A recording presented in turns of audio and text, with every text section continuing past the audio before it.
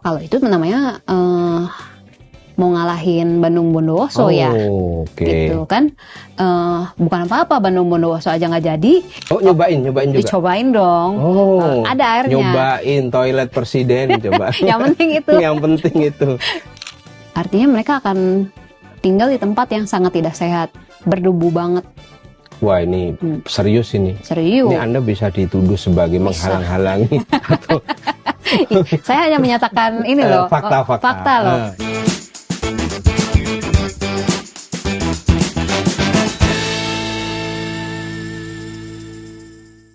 Sahabat Kompas, ketemu lagi di podcast Di Balik Berita Harian Kompas.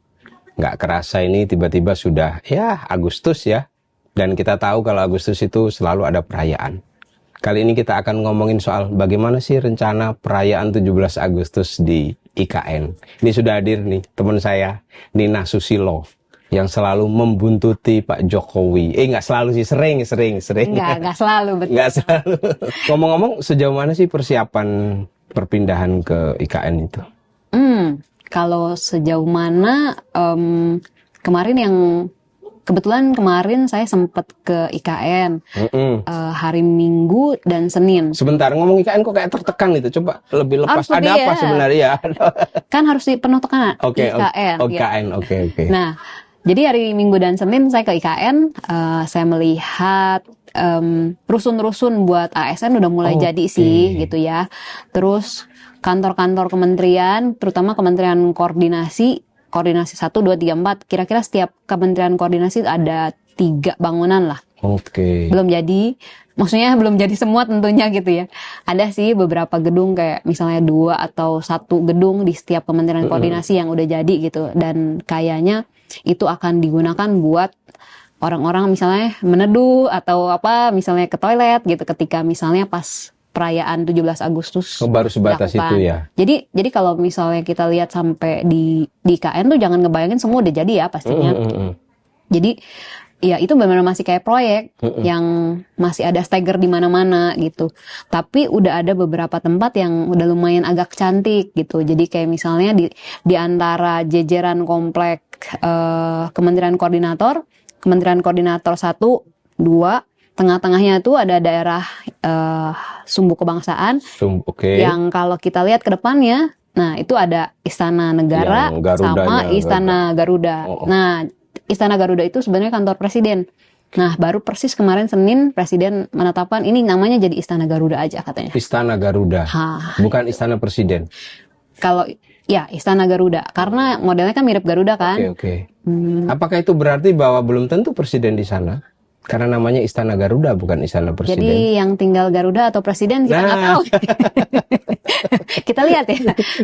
Nah, tapi itu yang karena bentuknya seperti Garuda lah ya, kira-kira jadi akan digunakan buat kantor. Terus di depannya ada Istana Presiden. Terus sisi yang satunya masih di sekitar kawasan Sumbu Kebangsaan juga sama, ada kompleks Kementerian Koordinasi. Sama itu juga modelnya sekitar 3 gedung lah gitu. Tapi ya semuanya belum semuanya selesai ya, jangan dibayangin semuanya selesai. Tapi untuk wilayah tengah-tengah itu, yang wilayah Sumbu Kebangsaan yang ada plaza seremoni, ada kayak semacam amfiteater gitu. Itu udah terlihat lumayan lah ya. Jadi modelnya kayak jalur dari kayu gitu, bertangga-tangga, berkontur-kontur. Terus depannya ada lapangan rumput gitu. Gini. Terus ada embung. Ada embung juga. Tapi kalau Nina kan udah tahu ya, misalnya istana tuh di Jakarta seperti apa, terus di IKN seperti apa. Kalau dibandingin gitu, itu kira-kira sudah berapa persen? Ngitungnya gimana ya? Kalau sekedar konstruksi sih kan Menteri udah bilang udah 100% kalau konstruksi. Tapi kita kan lihat bahwa ya ini seperti bangunan namanya baru jadi, masih banyak pelesterannya dong gitu kan, masih banyak ruang kosongnya, masih harus dibersihin gitu kan, mungkin sisa-sisa debu, semen dan lain-lain masih ada. Terus dindingnya belum semua dicat, dindingnya belum semua dikasih dinding, kertas dinding gitu. Jadi masih banyak yang masih plesteran, belum didekor ya. Itu sebabnya ketika kita ke sana ya kita benar-benar hanya diajak ke beberapa ruangan gitu. Jadi misalnya hanya di lobi, terus ke atas dan langsung keluar ke arah teras gitu misalnya. Yang bagus-bagus aja gitu. Yang bagus-bagus aja. Terus ada tangga misalnya, tapi itu masih kosong. Lumayan sih tangganya udah jadi, terus hiasan tangganya udah jadi, lampu-lampu udah mulai pasang. Tapi kan belum semua ruangan udah dirapihin kayak gitu. Meskipun kosong gitu ya, meskipun kosong, belum semuanya sudah rapih. Jadi ya ketika kita minta diajak jalan-jalan ngelihat bagian dalamnya, presiden juga bilang ya nggak bisa, karena kan kalau saya lewat pasti yang bekerja akan berhenti katanya. Ya iyalah ya. Gangguin aja ya kan. Kalau lagi ngeberes-beres atau lagi ada yang bangun atau apa, pasti kan pas pampres juga nggak akan membolehkan. Iya. Takutnya tiba-tiba ada yang mencelang ke presiden. Ya. Paku kelempar gitu. Paku kelempar, wah takut banget kan pasti. Nggak akan dikasih. Dengan kondisi begitu, bagaimana dengan omongan Ridwan Kamil yang bilang 2 bulan lagi IKN akan seperti Jakarta, itu memungkinkan nggak? Oh, kalau itu namanya mau ngalahin Bandung Bondowoso ya, gitu kan? Bukan apa-apa, Bandung Bondowoso aja nggak jadi. Dan itu pun mitos ternyata kan, iya, karena gitu. Yang bangun bukan Bandung Bondowoso. Kan permintaan presiden itu 17-an dan upacara kan? Iya, betul. Makanya waktu dulu si kepala otorita IKN, Pak Bambang Susantono, yang waktu itu masih menjabat gitu ya, waktu diwawancara khusus dia bilang, apa sih yang diminta presiden? Upacara kan? Ya udah, kalau upacara berarti kan yang penting ada lapangan. Terus mungkin dalam 1 tahun ada beberapa gedung yang udah selesai, bisa buat jadi showcase. Sama daerah Sembuh Kebangsaan udah mulai cantik gitu ya. Terus ada transportasinya lah gitu yang bisa dipakai. Jadi memang nggak mungkin lah udah jadi Jakarta gitu kan. Iya. Paling hanya beberapa gedung. Nah, jadi, sebelum situ kan yang penting sebenarnya di situ ada transportasi. Atau fasilitas atau hal yang lebih mendasar deh, air misalnya. Ini isunya kan di situ air susah. Iya, betul banget. Nah, sesusah apa kalau Nina setelah ke sana itu? Ketika saya ke sana yang pertama saya cari pasti toilet dong. Oke. Karena itu udah paling penting ya gitu ya. Nah, toilet dalam kantor presiden itu ya udah ada lah ya yang berfungsi, soal dia sudah seperti toilet di Jakarta yang cakep, terus full furnish gitu belum, tapi berfungsi. Oh, nyobain juga? Dicobain dong. Ada airnya. Nyobain toilet presiden, coba. Yang penting itu. Yang penting itu. Kan membuktikan airnya ada apa enggak? Ngalir nggak? Ngalir ya. Untungnya ngalir. Terus wastafelnya ada, toiletnya ada. Meskipun itu mungkin baru sebagian kecil kan, dalam satu gedung gede masa sih toiletnya cuman sedikit gitu ya. Nah, tapi itu intinya airnya nyala lah, ada. Terus listriknya juga ada, sinyal internet ada, meskipun kemarin agak-agak putus sambung ya. Apa 3G atau 4G? 4G ada sih sebenarnya, ya? Cuman ya gitu, nggak tahu kenapa pokoknya putus sambung aja. Jadi yang penting kirim aja dulu, ntar biarkan dia bekerja. Itu tuntutan kantor soalnya ya. Yang penting kirim aja, apalagi kalau kirim gambar ya, kan tambah terasa gitu kan, tambah terasa. Nah, jadi ada sih airnya. Soal air kerannya, saya juga sempat nanya tuh, Presiden Bapak sempat cobain nggak air kerannya? Kan udah bisa diminum. Layak minum ya. Nah itu.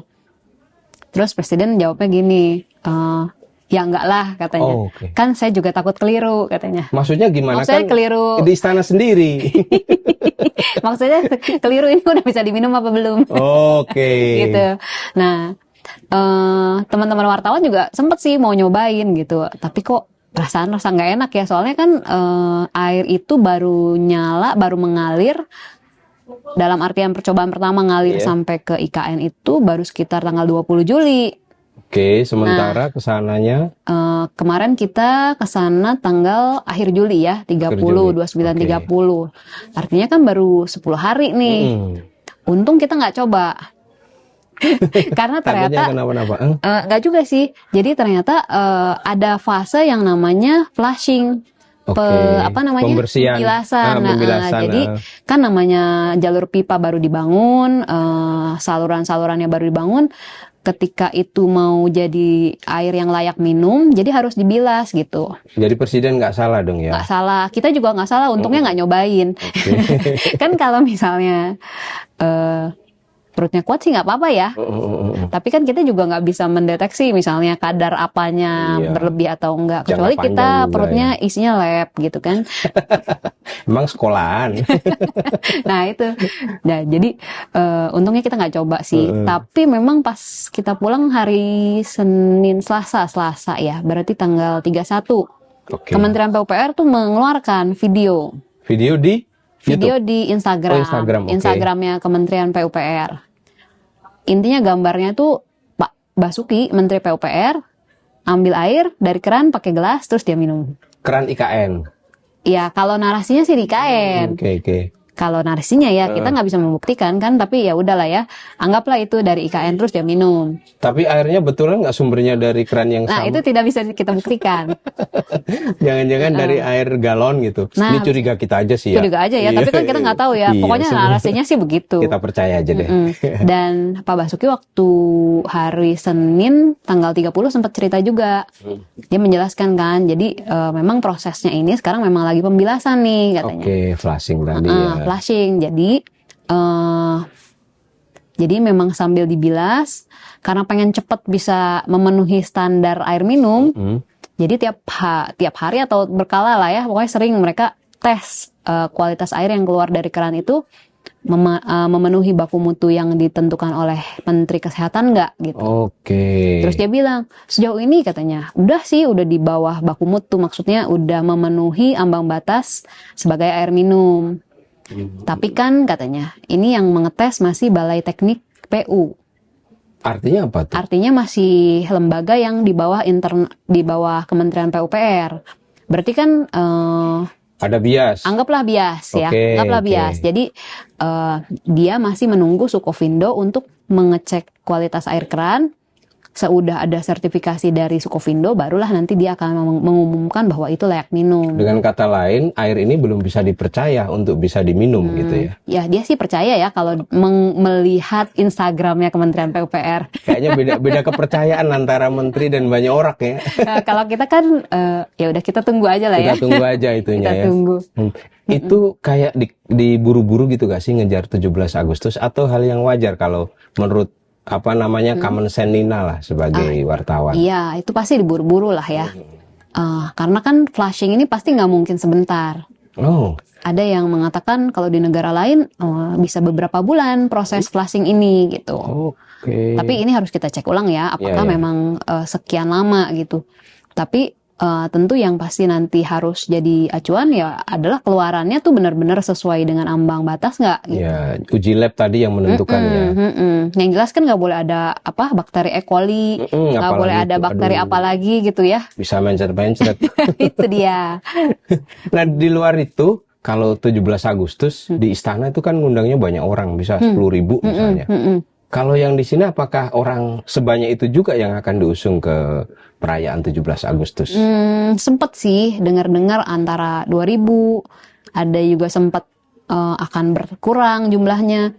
Jadi semua akan bergantung pada berbagai hal, termasuk transportasi, akomodasi, dan ketersediaan makanan. Oh itu ya. Udah nyobain juga makanan di situ nih. Udah, tapi ya gitu. Artinya kan daerah itu gimana? Daerah Pontianak, Balikpapan, Samarinda itu kan bukan sumber pertaniannya mungkin nggak terlalu banyak gitu ya. Maksudnya hasil-hasil pertaniannya belum sebanyak misalnya di Jawa atau mungkin di Sulawesi gitu. Jadi dulu tuh yang salah satu yang jadi kendala adalah bagaimana cara menyediakan bahan pangan untuk sekitar 2.000 orang gitu. 2.000 orang susah. Misalnya nih 2.000 ya. Kebayangkan ya gimana caranya tuh. Mungkin diimpor kali ya dari Jawa, dari Sulawesi gitu. Atau kayak tentara gitu. Jadi kalau mau makan, dikasih ransum. Dikasih kalengan. Kalengan. Mungkin juga itu kenyang banget loh. Iya, cuma enak apa enggak gitu. Itu ya, itu kembali ke selera kalau soal enak apa enggak. Mungkin kalau itu urusannya gampang ya, tapi makanan itu bukan sekedar ngenyangin atau tidak, tapi dia taste-nya gimana, sajiannya bahkan termasuk. Betul, sehat apa enggak, terus higienis apa enggak, itu kan juga masalah kalau enggak kan. Misalnya nih, habis perayaan 17-an tiba-tiba ada yang diare. Waduh, rame. Vendornya yang kena itu pasti bukan pejabatnya. Iya. Kalau ditawarin jadi vendor mau nggak? Enggak. Kenapa nggak Saya mau? wartawan aja. Iya, kan menarik gitu, tapi memang itu ya terlalu berisiko di situ di makanan itu Betul. ya. Masalahnya itu wilayahnya kan masih susah dengan supply ya. Di misalnya di Jawa aja nih, harga cabai, harga bawang bisa naik turun gitu loh. Kok ini kayak curhat pedagang warung makan. Warung makanan. Ini kayak survei harga ya. Terus. Ya kan artinya di Jawa aja bisa naik turun, apalagi di daerah yang memang supply-nya nggak sebagus di Jawa, misalnya gitu. Oke. Itu juga problem serius ya. Betul. Belum lagi misalnya apakah akomodasi akan cukup? Apakah itu dia. angkutan untuk orang-orang tamu-tamu segala macam itu cukup gitu. Terus jalannya kemarin sih kita udah coba ya, kalau jalan tol IKN itu sekitar 1 jam dari Balikpapan sampai IKN. Sejam lah gitu. Dan tolnya udah lumayan mulus, meskipun ada beberapa sambungan yang masih belum kesambung gitu ya, maksudnya aspalnya belum nyambung gitu ya.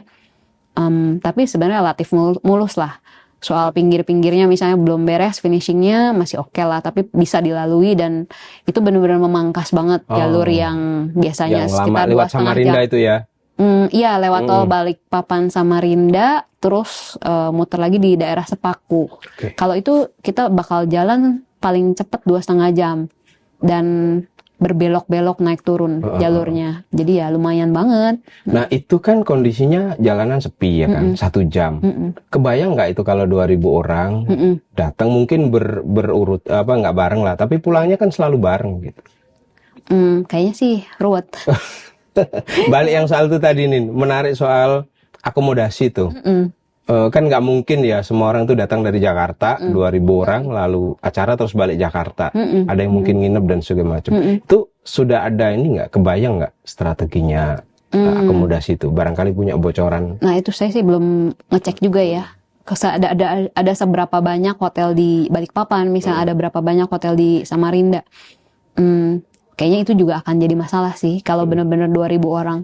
Makanya kemarin itu sempat juga tuh Presiden minta ke kepala-kepala daerah, wali kota Balikpapan, wali kota Samarinda, Bupati Penajam Pasir Utara, minta dari tiga daerah itu diadakan warga tokoh-tokoh masyarakat lokal untuk didatangkan ke IKN dan ikutan merayakan 17 Agustus.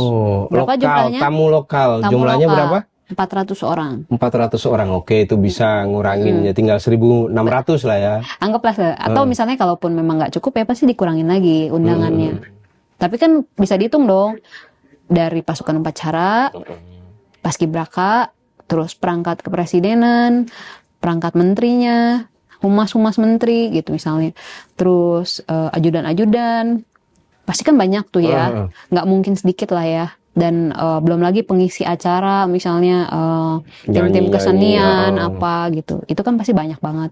Makanya memang kebayang sih, mungkin jangan-jangan minimal orangnya 1.000 sampai 1.500 kalaupun sesedikit-sedikitnya gitu. Ditekan-tekan ya. Nanti di sana ada 17-an Agustus di Istana Negara Merdeka juga ada. Jadi seperti biasa di halaman depannya Istana Merdeka akan ada perayaan 17 Agustus juga, upacara juga sama seperti dulu, tapi kali ini inspektur upacaranya wakil presiden. Akhirnya kepake sebagai inspektur upacara. Ini pertama kali nih, sejarah nih. Kalau jadi ya. Dan Pak Wapres itu akan tugas mulai dari malam loh. Ngapain? Masang tiang? Kagak. Ini nyetrika bendera, enggak. Jadi 16 malam itu ada acara namanya Renungan Suci di Kalibata. Biasanya tentu presiden kan yang mimpin. Nah kali ini Wapres juga yang memimpin karena Renungan Suci di Kalibata pasti Wapres. Presidennya udah di IKN kan. Jadi kayaknya juga jangan-jangan paralel nih dilakukan di IKN sama di Jakarta. Nah, tapi di sana makam pahlawan siapa? Nggak ada juga cuman kayak memorial gitu doang. Ya semoga Pak Wakil Presiden sehat-sehat terus ya. Iya betul, dia harus fit. Itu yang penting. Habis begadang terus jadi irup. Iya, terus 17 Agustus, September juga ada rencana pemindahan ASN kan ke. Nah, terkait dengan akomodasi sama infrastruktur tadi. Bayangan Nina itu seberapa mustahil dan seberapa mungkin? Kalau mungkin sih ya bisa aja ya kalau mau dipaksakan gitu. Tapi dalam artian begini, ini ada satu kompleks besar, baru masih bertanah-tanah gitu ya. Tanahnya baru sekedar dibikin kontur-kontur atau mungkin baru dipadatkan, diratakan. Baru gitu. landscape gitu aja ya. Terus mungkin baru sekedar segini aja yang udah jadi bangunannya. Terus sisanya sekian besar itu masih tanah-tanah dan pembangunan masih jalan semua. Artinya debunya pasti gila-gilaan kan. Warga sekitar aja udah setengah mati. Mereka ngepel 5 kali sehari juga nggak ngaruh. Dampak gitu ya. dari debu. Debu pembangunan. Terus pohon-pohon juga warnanya udah nggak hijau, udah butek gitu karena kan debu. Jadi daun-daun permukaan daun tuh warnanya emang berdebu banget. Oh, kayak pohon-pohon di daerah Merapi erupsi gitu ya? Gitulah kira-kira. Nah, jadi kalaupun pindah, artinya mereka akan tinggal di tempat yang sangat tidak sehat, berdebu banget. Wah, ini serius ini. Serius. Ini Anda bisa dituduh sebagai menghalang-halangi atau saya hanya menyatakan ini loh, fakta loh. Soal mau pindah monggo. Monggo, tapi nanti mereka akan yang jelas pasti harus siap-siap aja. Warga sekitar udah ISPA-nya sering ya, gitu ya, kena ISPA-nya sering. Berarti PNS juga kalau pindah pasti akan mungkin ya, prediksi saya akan sering kena ISPA. Artinya biaya kesehatannya tambah lah ya. Oh, BPJS siapin kepake. Lah. Ya. Satu lagi, tunggu dulu. Kalaupun mereka pindah, sebenarnya yang juga akan jadi pertanyaan adalah kapan kepres pemindahan ibu kota itu muncul? Oh. Kalau seandainya nggak muncul gimana? Berarti September itu nunggu kepres dulu keputusan presiden. Nggak tahu juga sih. Nggak tahu juga. Nggak tapi jelas, kalau kan? atasannya suruh pindah ya pindah aja kan? Nah itu. Tapi hak-haknya itu yang nanti berdasarkan kepres itu. Nah ini juga dilematis ya. Dilematis kan, misalnya tiba-tiba mereka sudah dipindahkan, tapi ternyata misalnya kan ada beberapa kemungkinan toh, misalnya kepres ini muncul segera, atau mungkin kepres ini munculnya kapan-kapan, dalam 1, 2, 3, 4, 5 tahun lagi misalnya. Terus yang udah pindah gimana nasibnya? Oke, dan itu kan ditentukan misalnya yang lajang dulu, terus ada tunjangan. Itu seberapa menarik sebenarnya kalau diukur dari kita lah sebagai orang yang ya bukan siapa-siapa gitu, seberapa menarik rayuan insentif itu? Masalahnya insentifnya kan juga belum jelas ya. Sampai sekarang nggak jelas apakah misalnya ada uang kemahalan, ada tunjangan. Sementara yang jelas biaya hidup di sana jauh lebih mahal gitu memang. Oke, gambarannya gini lah. Misalnya Nina nih gajinya dinaikin 2 kali, lalu disuruh tinggal di sana, dikasih rumah. Dengan kondisi seperti itu, mau nggak gitu ya? Kalau masih jomblo mungkin masih ya, udahlah ya. Kalau punya anak pasti nggak banget, karena risiko dong. Kemana-mana jauh. Kalau rumah sakit belum ada, masih lagi dibangun. Kalau anaknya sakit gimana? Nggak bisa nunda ya sakit ya. Harus lari ke Balikpapan atau Samarinda, paling dekat ya. Jauh kan, masih dibangun rumah sakitnya. Jadi pasti berisiko. Jadi yang punya anak pasti mereka akan mempertimbangkan itu. Kalau tuh pun jomblo dan punya pacar, bakal LDR juga. Itu, pasti akan terganggu. ini serba susah ya. Gitulah. Tapi mungkin kalau yang suami istri ASN terus sama-sama masih di mungkin di kementerian yang juga sama-sama berangkat bareng, mungkin masih lumayan ya. Oh iya ya, di kementerian itu artinya mereka bisa dapat tunjangan sama-sama besar. Mungkin ya. Bisa invest, mungkin beli tanah-tanah kan dapat tanah juga kan? Enak aja, masa sih? Enggak ya? Enggak lah kayak kiloan kali tanahnya, bukan meteran. Kali ya. Buat nanem. Buat nanem atau buat Satu apa? pot. Oh jadi segitu ya kan? Kalau lihat narasi yang dibangun oleh pemerintah itu seperti begitu menggiurkan untuk pindah ke sana. Tapi lihat-lihat fakta ini kok kayaknya nggak begitu menggiurkan. Ya pasti orang akan bertanya-tanya sih apa yang akan terjadi, terus lalu di sana akan seperti apa. Bahkan misalnya di satu kementerian ada yang anak-anak muda yang ketika jaring aspirasi mereka dengan polosnya bertanya, kalau saya di sana lalu belanjaan online saya dikirim nggak ya? Oke. Sepolos itu. Tapi kan buat anak muda mungkin itu penting toh. Iya, Oke iya, lah iya. kita nggak nemu mall misalnya, tapi kan kita bisa belanja online. Tapi dikirim nggak? Mau alamatnya mana gitu ya? Alamatnya .0. Nggak tahu tuh. Nah, yang saya dengar menterinya malah marah, bukannya menjawab kegelisahan anak muda, malah marah. Jadi ya gimana ya? Ya sudah lah ya. Ya minta menteri yang punya bisa nganterin itu. Aduh, ya itu. Tapi kan anak muda penting kan, Iya, urusan iya. online, internet, terus apa? Ya belanja-belanja online dan hiburan-hiburan penting lah. Sebelum pertanyaan berikutnya, minum dulu Nin. Siap, mari. Saya mau nanya ini nih, sebenarnya kan di September itu sangat berdekatan dengan pelantikan presiden terpilih, atau kita bakal punya presiden baru. Nah itu nanti nggak khawatir ada gesekan gitu, atau ada apa? Mungkin Nina sudah tahu info-info yang atau rumor yang beredar di kalangan teman-teman istana. Ini akan ada apa? Yang satu ngotot ke IKN, yang satu mau dilantik dan katanya tidak begitu tertarik ke IKN. Nah, itu sebenarnya itu juga jadi pertanyaan kita, apakah beliaunya akan mau berkantor di IKN?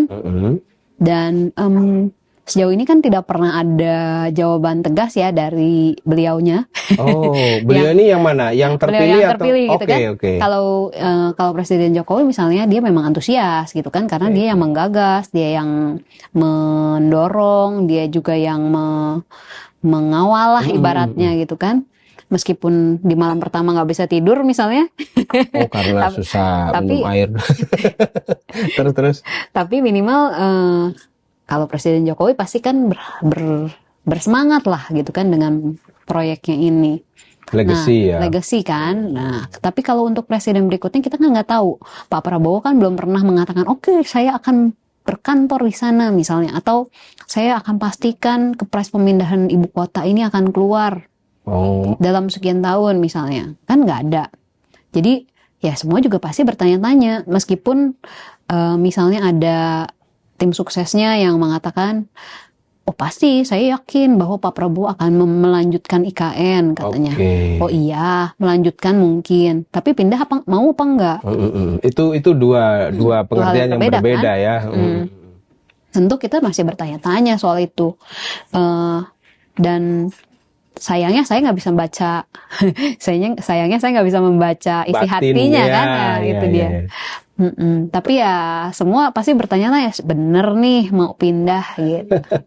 Tapi kalau hitung-hitungan ini bukan untuk membaca batin, tapi tanda-tanda tadi ya. Presiden terpilih belum pernah secara tegas bilang mau pindah, lalu tim suksesnya bilangnya sebatas keyakinan, tapi tidak ada fakta yang mendukung. Nah itu kira-kira memang bagaimana nanti? Kalau melihat sekarang kondisinya masih seperti ini, kalau menurut saya sih, kalaupun mau, itu pasti tidak dalam waktu dekat. Maksudnya tidak dalam 1, 2, 3, 4 bulan pertama. Karena kan pembangunan masih berjalan. Nggak enak banget lah ya pasti tinggal di sana. Satu, debu. Kedua, panas. Ketiga, infrastruktur lainnya masih seadanya. Nah, jadi kalau menurut saya kayaknya sih enggak gitu. Enggak ya, presiden baru dilantik tinggal di tempat yang masih berantakan gitu. Nah, itu niat cukup amat negara ya. lah yang berantakan, istananya jangan gitu ya. Niat gitu ya. Niat banget. Sementara di sini kan udah lumayan settle kan. Iya. Pasti ya pilih di sini dulu lah gitu. Padahal enak di sana loh, jarang akan ada yang demo. Oh, itu dia, jauh, Bo. Iya. Atau pas orang-orang mau demo dia udah mabok duluan karena lewat jalur yang berkelok-kelok. Iya. Ini menarik ngerasain IKN. Tapi semoga kita berharap sih cita-cita presiden kita tercapai, presiden terpilih juga cita-citanya tercapai juga. Yang penting kita bahagia gitu nih ya. Iya, semoga semua bahagia lah ya. Soal seperti apa IKN, ya kita tunggu lah ya. Waktu akan membuktikan ya. Oke, terima kasih banyak Nina udah hadir di sini, udah sharing-sharing. Nanti kita tunggu edisi berikutnya masih tentang istana lah ya gitu. Gitu, sahabat Kompas. Sampai sini dulu di Balik Berita kali ini, dan kita akan ketemu di edisi-edisi berikutnya tetap di Balik Berita Harian Kompas.